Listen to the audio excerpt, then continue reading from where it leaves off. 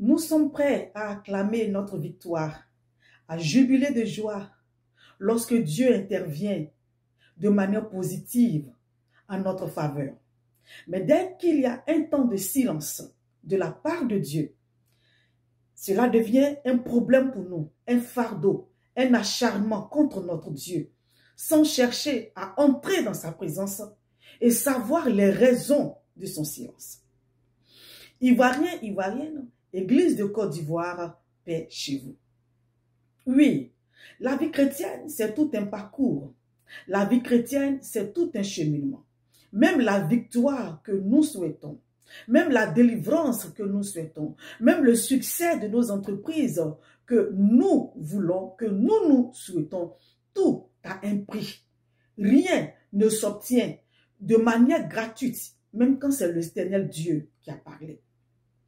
Voici l'exemple de David. David, un jeune homme, se voit être envoyé dans la forêt, laissant son père et ses frères en ville, dans la grande maison familiale. Et David est envoyé tout seul, un gamin, dans la brousse, dans la forêt, afin de prendre soin des troupeaux de la famille.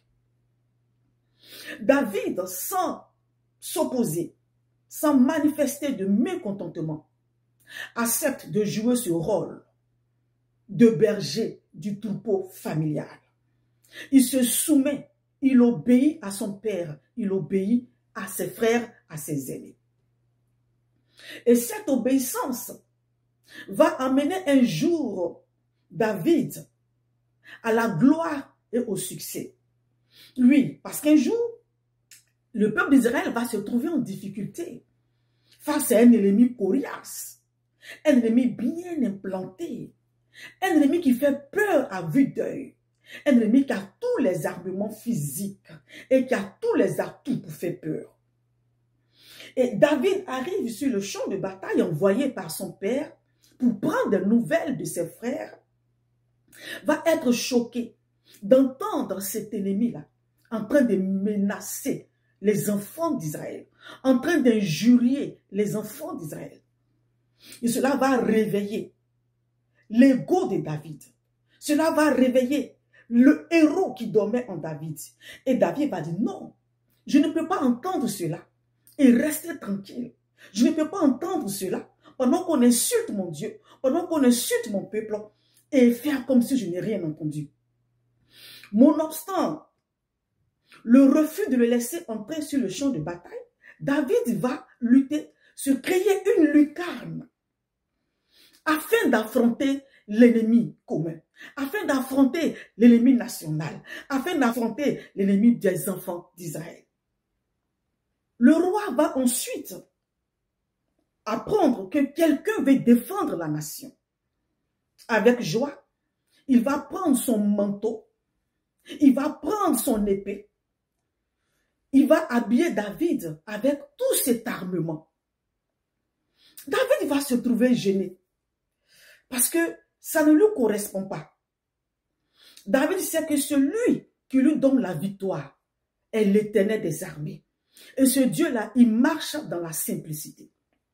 David, refusant le revêtement de Saül, était un signe de soumission à l'Éternel Dieu, était un signe d'une vie simple, était un signe d'une vie d'obéissance. Combien de chrétiens aujourd'hui ne portent pas le manteau de Saül? Le manteau de Saül, eh bien, c'est l'église bling bling dans laquelle tu es aujourd'hui. C'est l'église dont le pasteur a une grande renommée. Tu es allé dans cette église sans même chercher la volonté du Saint-Esprit. Juste parce qu'aujourd'hui, tu as quitté une position A et tu es arrivé à une position B. Tu as oublié ton pasteur d'avant. Et tu as porté le vêtement de Saül. Étant dans cette église, tu te dis oui, comme le pasteur est connu, il y a beaucoup d'opportunités. Nous avons un circuit ici pour pouvoir évoluer dans nos professions. Nous avons un circuit ici où vraiment il y a des ouvertures, où on ne peut pas être pauvre, où on côtoie les riches, les oiseaux de même plumage. Combien parmi nous aujourd'hui, Combien parmi nos jeunes enfants chrétiens, combien parmi nos jeunes cadres aujourd'hui chrétiens ne sont pas en train de porter le manteau de Saül?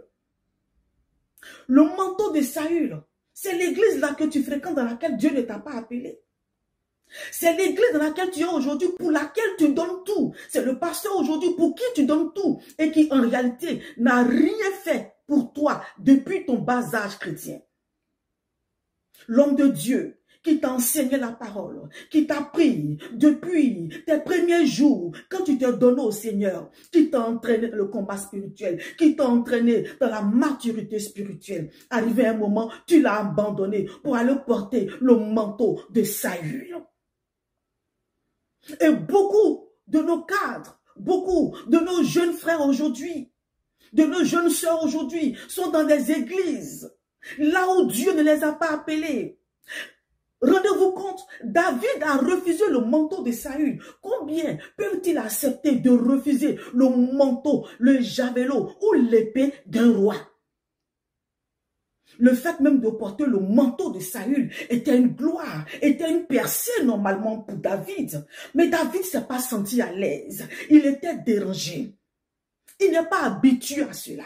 Il est habitué à mener le combat, à délivrer les brebis de son père par la puissance que Dieu lui a donnée. Par la gloire que Dieu a mis en lui, par les stratégies que Dieu a mis en lui, et non en portant le manteau de Saül. Combien de serviteurs de Dieu, combien de servants de Dieu aujourd'hui sont en train de porter le manteau de Saül? Parce que se disant-ils, si je suis sous la couverture de cet homme, comme il a une grande visibilité, il a beaucoup de relations, il rentre même au palais, il rentre même dans les institutions, il rentre même dans les hautes sphères de la nation. Cela aussi va me faciliter le ministère. Aujourd'hui, on ne se met plus sous le mandat ou sous la couverture d'un homme de Dieu par l'Esprit de Dieu, par la conviction du Saint-Esprit. Mais c'est pas le blim, c'est pas le regard. On regarde quel est cet homme-là avec lequel, dès que je commence à marcher, 2 ans, 3 ans, 5 ans, boum, mon ministère va clore, mon ministère va être bonifié, mon ministère va être reconnu. Malheureusement, tout cela affaiblit l'Église. Parce que nous avons choisi de porter le manteau de Saül.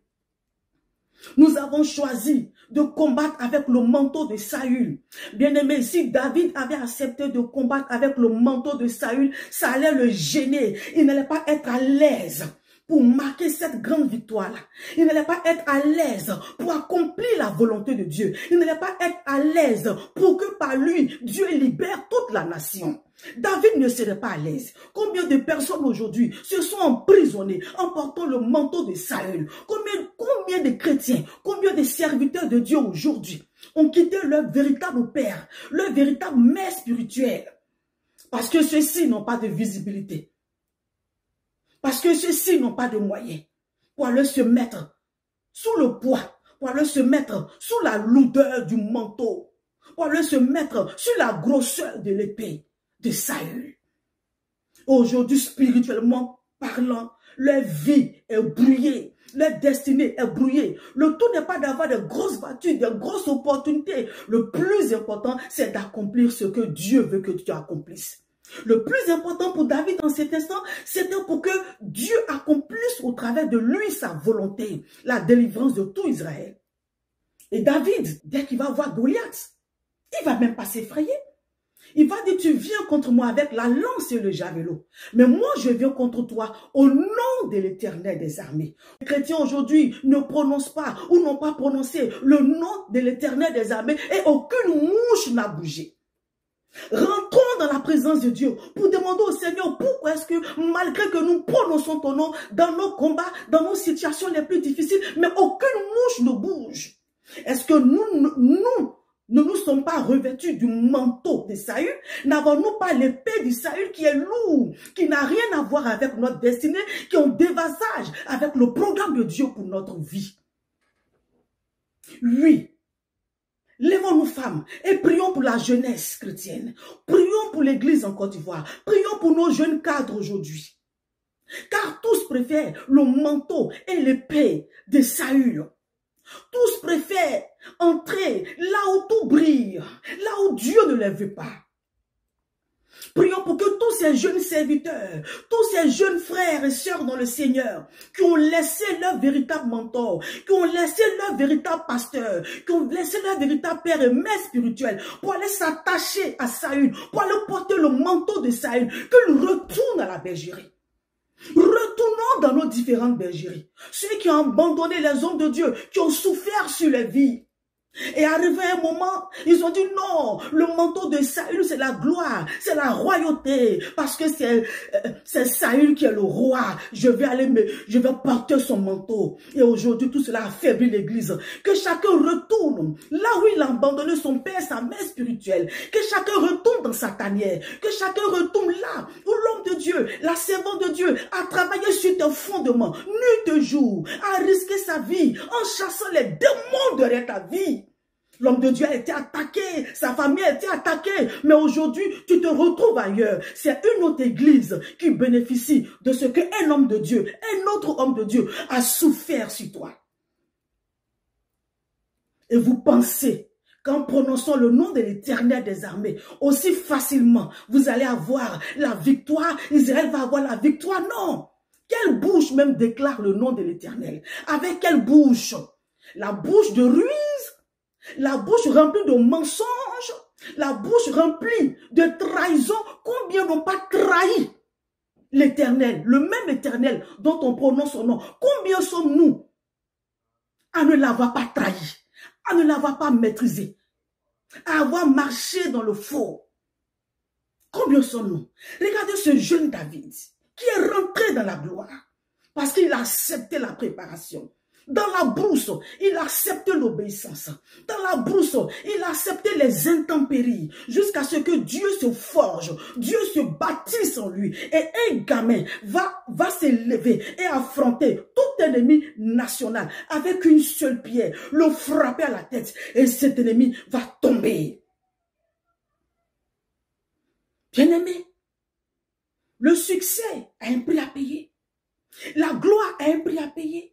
Il ne suffit pas de prononcer le nom de Dieu dans une bouche qui a abandonné son père, sa mère spirituelle pour aller s'attacher à Saül.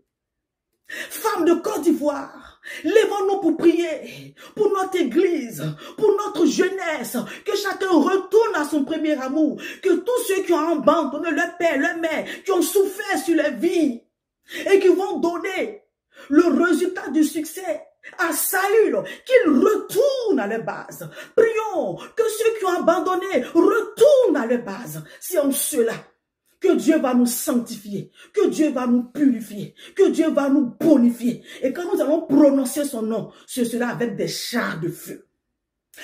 Alors, c'était là pour vous le mouvement Faire Vie, Femme Restaurée, Femme de Vie, que je suis avec beaucoup d'honneur en vous présentant l'émission Femmes Terminator. Oui, femmes, lèvons-nous pour mener le combat spirituel de notre nation. Lèvons-nous pour dénoncer les tares qui sont dans notre église, afin que le Seigneur la lave de son sang, la purifie de son sang et la rende forte.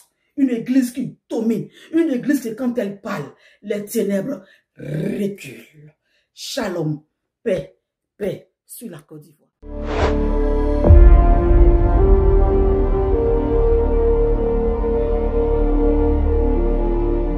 Dis-toi, tu vas rouler sur le sol, sur la poussière.